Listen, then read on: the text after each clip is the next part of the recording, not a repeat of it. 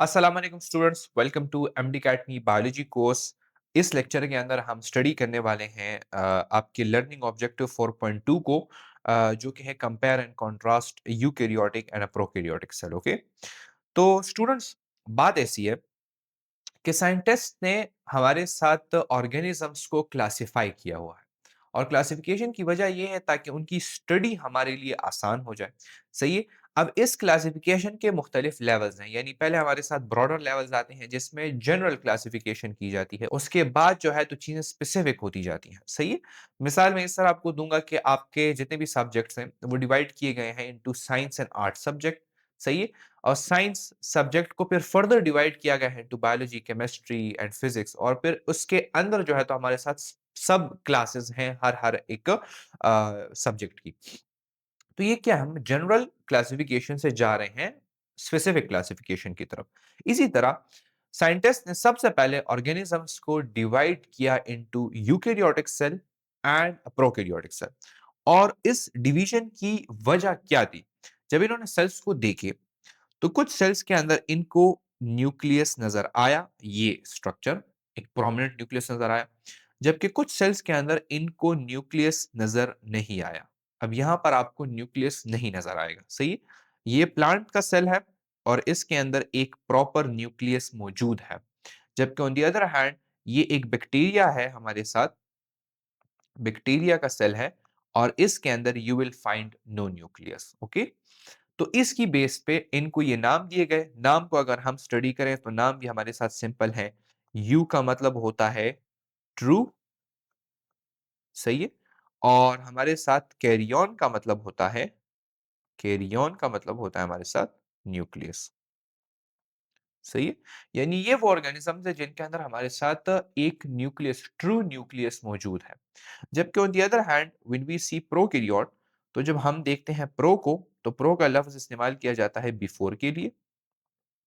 सही है। और कैरियन, वही कैरियन का मतलब है हमारे साथ क्या, न्यूक्लियस। हम जब इवोल्यूशनरी साइड से देखें तो न्यूक्लियस को कंसिडर किया जाता है कि यह हमारे साथ एक एडवांस स्ट्रक्चर है जो कि इवोल्यूशन के जरिए हमारे साथ आया है। तो साइंटिस्ट हमें ये कह रहे हैं कि इस न्यूक्लियस के आने से पहले वाले सेल्स जिनके अंदर ये न्यूक्लियस मौजूद ना हो, so those are what, those are actually the prokaryotic cells. तो अब स्टडी करते हैं इनकी डिफरेंसेस वन बाय वन। सबसे पहला डिफरेंस तो मैंने आपको डायरेक्टली बता दी है, and that is what, first difference क्या है, न्यूक्लियस। न्यूक्लियस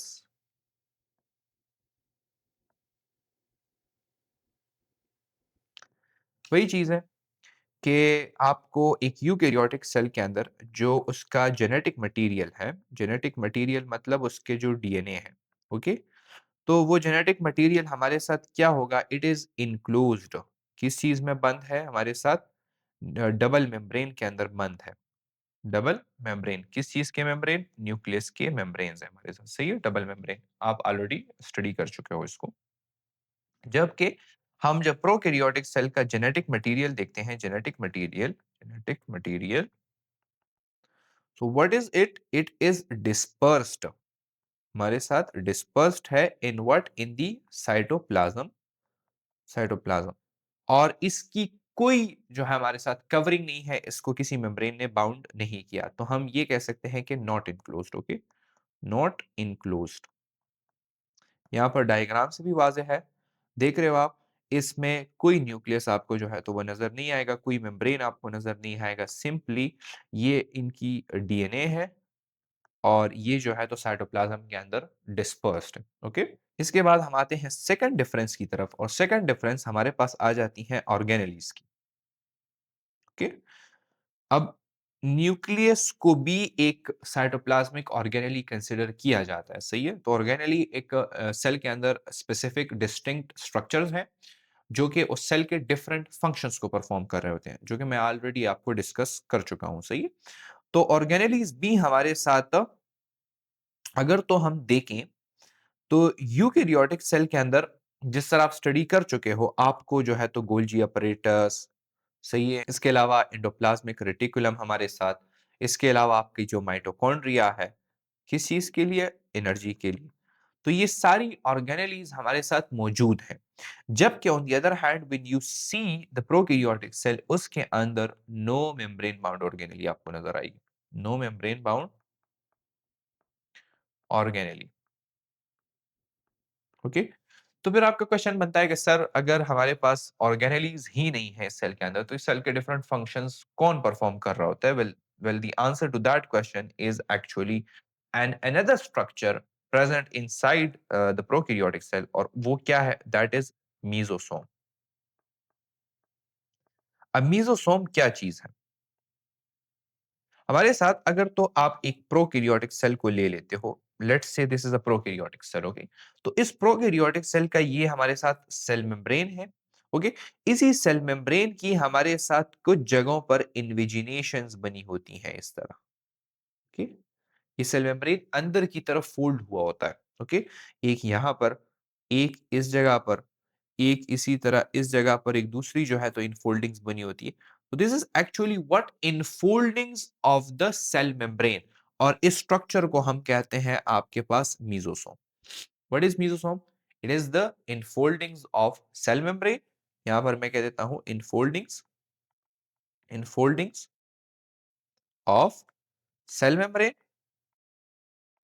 और डिफरेंट फंक्शंस इस सेल की यही परफॉर्म कर रहा होता है। मसलन फिक्सेशन हो गया, रिस्पायरेशन हो गया, एनर्जी प्रोडक्शन, वो सारी चीजें, डाइजेशन वगैरह। तो ये सारी चीजें कौन कर रहा होता है? It is actually performed by these mesosomes. उसके बाद हम जो है तो कौन सी डिफरेंस पढ़े? Third difference. थर्ड डिफरेंस के ऊपर हम आते हैं, and that is the ribosome. Ribosome. अब राइबोसोम के अंदर क्या डिफरेंस है दोनों सेल्स के अंदर? दोनों सेल्स के अंदर अगर तो हम राइबोसोम को स्टडी करते हैं, तो जो यूकेरियोटिक सेल है उसके अंदर आपको मिलेगा एटीएस का राइबोसोम। और अगर तो हम इसको सब यूनिट्स में डिवाइड करते हैं, राइबोसोम के अंदर हमारे साथ एक लार्जर सब यूनिट होता है, एक हमारे साथ स्मॉलर सब यूनिट होता है। तो ये किससे बना है? ये हमारे साथ 60s से, जो कि लार्जर सब यूनिट है, और 40s जो कि हमारे साथ स्मॉलर सब यूनिट है। ऑन दी अदर हैंड जब हम प्रोकैरियोटिक सेल के राइबोसोम्स को देखते हैं, तो वो हमारे साथ होता है 70s का, और वो बना होता है हमारे साथ 50s लार्जर सब यूनिट और 30s स्मॉलर सब यूनिट से, ओके। सो ये एक अनदर डिफरेंस है। इसके बाद हम पढ़ते हैं इसके डीएनए में क्या डिफरेंस है। तो डीएनए जो है हमारे साथ, कौन सा डिफरेंस हो गया? This is actually the fourth difference. DNA eukaryotic cell के अंदर, जब मैं आपको क्रोमोसोम का स्ट्रक्चर पढ़ा रहा था, तो उस वक्त मैंने आपको कहा था कि DNA is coiled around what? Histone proteins. तो यूकेरियोटिक सेल के अंदर डीएनए प्लस हिस्टोन प्रोटीन्स होते हैं, और वो हमारे साथ क्या बनाते हैं? वो हमारे साथ बनाते हैं क्रोमोसोम, क्रोमोसोम को। जबकि जब आप प्रोकैरियोटिक सेल के अंदर डीएनए को स्टडी करोगे, डीएनए को देखोगे, तो उसके साथ हमारे साथ सिर्फ और सिर्फ डीएनए होता है। There are no histones, okay, no histones. Histone proteins हमारे साथ नहीं होते। और एक प्रोकैरियोटिक सेल के अंदर हमारे साथ सिंगल मॉलिक्यूल ऑफ डीएनए होता है। सही है, व्हाट? Single molecule. और इसी सिंगल मॉलिक्यूल को हम क्या कहते हैं? इसको हम कहते हैं इसका क्रोमोसोम, ओके। सो क्या है? Called chromosome. Single DNA molecule होता है जिसको हम क्रोमोसोम कहते हैं, but it is not true chromosome. क्या बात हुई?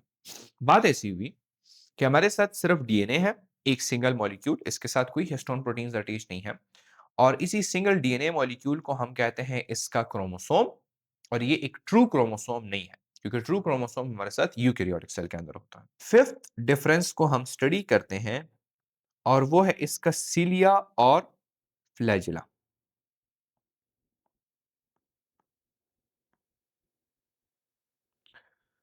सीलिया और फ्लैजिला के अंदर क्या डिफरेंस है? सीलिया और फ्लैजिला जब आप यूकेरियोटिक सेल का स्टडी करोगे, तो वो बना होता है हमारे साथ माइक्रोट्यूब्यूल से, माइक्रोट्यूब्यूल्स। सही है। जबकि जब आप प्रोकैरियोटिक सेल का देखोगे, तो that is made up of flagellin protein, flagellin protein. और इनके स्ट्रक्चर के अंदर भी फर्क होता है, ओके। जो सबसे बड़ी और इम्पोर्टेंट डिस्टिंक्शन है इस प्रोकैरियोटिक सेल और यूकैरियोटिक सेल के अंदर, दैट इज सेल वॉल। कौन सी डिफरेंस हो गई? This is actually the sixth difference. Cell wall के अंदर क्या फर्क है? अगर हम प्लांट्स को कंसिडर करें तो वो किस चीज से बना होता है? Cellulose in plants. किस चीज से बना है? सेलुलोज से। इसी तरह अगर हम फंजाई का देख लें तो फंजाई का जो है तो हमारे साथ बना होता है किस चीज से? मेड अप ऑफ कौन सी चीज? काइटिन।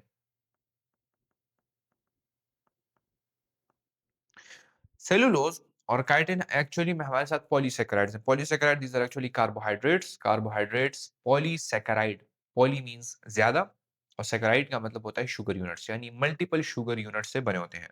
चैप्टर नंबर 2 जब हम पढ़ेंगे तो उसमें आपको समझ आ जाएगी कि पॉलीसेकेराइड एक्चुअली में होता क्या है। बट सेलुलोज और काइटिन हमारे साथ क्या है? चेन्स हैं हमारे साथ। किस चीज की? पॉलीसेकेराइड की एक चेन है। ओके। तो प्लांट्स का इससे बना होता है, जबकि अगर हम प्रोकैरियोटिक सेल में देखें तो वो हमारे साथ बना होता है पेप्टाइडोग्लाइकेन से। पेप्टाइडोग्लाइकेन। और इस पेप्टाइडोग्लाइकेन को हम सेकंड नेम कहते हैं, also called AKA murein. Okay. तो दो चीजें इसको कही जाती हैं, पेप्टाइडोग्लाइकेन और म्यूरिन। अब पेप्टाइडोग्लाइकेन क्या चीज है? पेप्टाइडोग्लाइकेन भी हमारे साथ एक्चुअली में पॉलीसेकेराइड की एक चेन है, बट एडिशनली इस चेन के साथ हमारे साथ अमीनो एसिड्स की शॉर्ट चेन्स कोवलेंटली बाउंडेड होती हैं। ओके। सो इसमें एक्चुअली में हमारे साथ दो मॉलिक्यूल्स हैं जो कि अल्टरनेटिवली बाउंड होते हैं। डिटेल में जाने की कोई ज़रूरत नहीं है, बट मैं सिर्फ आपको डिफरेंस इतना बताना चाहता हूँ कि इसके अंदर हमारे साथ एमाइनो एसिड्स मौजूद होते हैं। जबकि जो दूसरी साइड में हमारे साथ यूकेरियोटिक सेल का जो सेल वॉल है, that is purely made up of polysaccharide. Okay.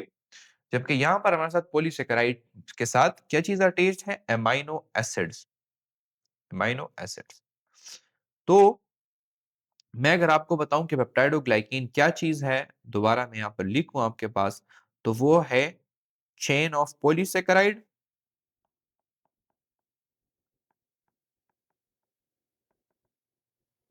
covalently bounded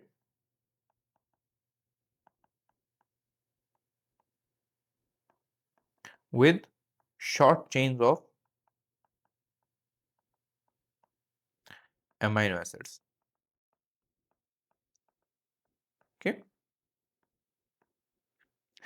so there is your peptidoglycan. इसके अलावा अगर हम यहाँ पर डायग्राम में देखें तो आपको एक प्रोकैरियोटिक सेल के इर्द गिर्द जितना भी सेल वॉल नजर आ रहा है, ये पूरा का पूरा, इसको हम एक मॉलिक्यूल कंसिडर कर रहे होते हैं और इसको कहा जाता है सेकुलस।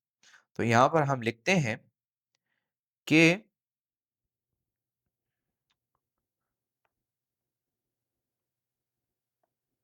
What is सेकुलस? हम कहते हैं कि the entire cell wall is considered a single molecule called sacculus. Sacculus का अपना मतलब है sac like structure, bag like structure. तो मतलब इस प्रोकैरियोटिक सेल को एक बैग लाइक स्ट्रक्चर ने इनगल्फ किया हुआ है, या इसके इर्द गिर्द एक सैक है हमारे साथ, उसको हम कहते हैं सेकुलस। ओके। अच्छा, ये पंजाब बुक में इसको सेकुलस कहा गया है, जबकि अगर आप केपीके की बुक उठाओगे तो उसमें इस सेकुलस को क्या कहा गया है? इस सेकुलस को कहा गया है murein, called murein by KPK book. तो ये एक कॉन्ट्रडिक्शन है और मैं आपको पहले भी बता चुका हूं, अगर आप लोगों को नहीं पता तो मैं आपको दोबारा बता देता हूं कि कॉन्ट्रडिक्शन जिधर भी आ जाए, ये आप लोगों के लिए गुड न्यूज़ है कि इस स्पेसिफिक इंफॉर्मेशन के ऊपर कोई एमसीक्यू नहीं आने वाला। बिकॉज़ चूँकि आपका क्वेश्चन बैंक पीएमडीसी ने खुद बनाया है और पीएमडीसी ने चाहा है कि एक नेशनल क्वेश्चन बैंक हम बनाएँ और तमाम बुक्स को हम मद्देनज़र रखते हुए क्वेश्चन बैंक बनाएँ, तो वो कभी भी इस तरह का एमसीक्यू नहीं इंक्लूड करेंगे, जो 2 बुक्स के अंदर क्लैश कर रहा हो। ओके? चलो सही है, हमारे साथ इससे कोई एमसीक्यू नहीं आएगा बट हमारी अपनी लर्निंग के लिए कि कौन-सी चीज़ सही है, तो वो चीज़ हमारे साथ सेक्युलस सही है। ओके? क्योंकि सेक्युलस हमारे साथ बना है म्यूरिन से। म्यूरिन कहा जाता है इस पेप्टाइडोग्लाइकेन को जिसका हमारे साथ चेन बना हुआ है। तो यानी म्यूरिन मॉलिक्यूल्स बन के हमारे साथ एक पूरा स्ट्रक्चर बना है और उस पूरे स्ट्रक्चर को हम फिर कहते हैं सेक्युलस। ओके? सो इसको हम म्यूरिन सेक्युलस भी कहते हैं क्योंकि हायर बुक्स के अंदर इसके लिए टर्म इस्तेमाल किया गया है म्यूरिन सेक्युलस। म्यूरिन सेक्युलस यानी म्यूरिन का सेक्युलस। अच्छा, अब जो है तो हमें समझ आ गई है कि इन दोनों ऑर्गेनिजम्स के अंदर या इन दोनों सेल्स के अंदर क्या-क्या डिफरेंसेस। अब ये जानते हैं कि ये सेल्स हमारे साथ किन-किन ऑर्गेनिजम्स के अंदर मौजूद होते हैं या कौन से ऑर्गेनिज्म यूकेरियोटिक है और कौन से ऑर्गेनिज्म प्रोकैरियोटिक है। तो हम बात करते हैं एग्जांपल्स की। ओके? जो यूकेरियोटिक है वो तो सिंपल है। आपके पास जितने भी प्रोटिस्ट्स हैं, अब प्रोटिस्ट के अंदर कौन-कौन इंक्लूड है? प्रोटिस्ट के अंदर आपके पास आ गई अमीबा, सही है, पैरामीशियम। ये क्या है हमारे साथ? ये हमारे साथ यूनिसेल्युलर है, यूनिसेल्युलर। बट इन चीज़ों के अंदर हमारे साथ न्यूक्लियस मौजूद होता है। So these are actually eukaryotic cells. इसके अलावा हमारे साथ आ जाती हैं फंजाई। ओके? फंजाई के अलावा हमारे साथ आ जाती हैं प्लांट्स और उसके अलावा हमारे साथ आ जाती हैं एनिमल्स। तो ये वो ऑर्गेनिज़म्स हैं जो कि यूकेरियोटिक कंसिडर किए जाते हैं क्योंकि इनके अंदर यूकेरियोटिक सेल्स मौजूद हैं। जबकि ऑन द अदर हैंड हमारे साथ प्रोकैरियोटिक कौन-कौन से सेल्स हैं? तो प्रोकैरियोटिक में हमारे साथ आ जाती है सायानोबैक्टीरिया, सायानोबैक्टीरिया और सायानोबैक्टीरिया के लिए केपी की बुक के अंदर नाम यूज़ किया गया है blue green algae, blue green algae. तो उससे आपने कन्फ्यूज़ नहीं होना, दैट इज़ एक्चुअली सायानोबैक्टीरिया। ओके? इसके अलावा हमारे साथ आ जाती है नॉर्मल बैक्टीरिया और इसके अलावा आ जाती है archaebacteria. Okay? So these are the organisms which are included in the prokaryotes class. और कौन सा किंगडम इनमें मौजूद है? इन सबको किंगडम कहा जाता है किंगडम मोनेरा, किंगडम मोनेरा। सो ये एक छोटा-सा टॉपिक है और इतनी ज़्यादा डिटेल्स इस पे मौजूद नहीं है बट ये है कि डिस्पर्स्ड है। तो तमाम बुक्स को इकट्ठा करके यही इन्फॉर्मेशन जो है तो इस टॉपिक के ऊपर आती है। आई होप आप लोगों को इसकी समझ आ गई होगी। नेक्स्ट लेक्चर में फिर मुलाकात होगी इंशाल्लाह। अस्सलाम वालेकुम।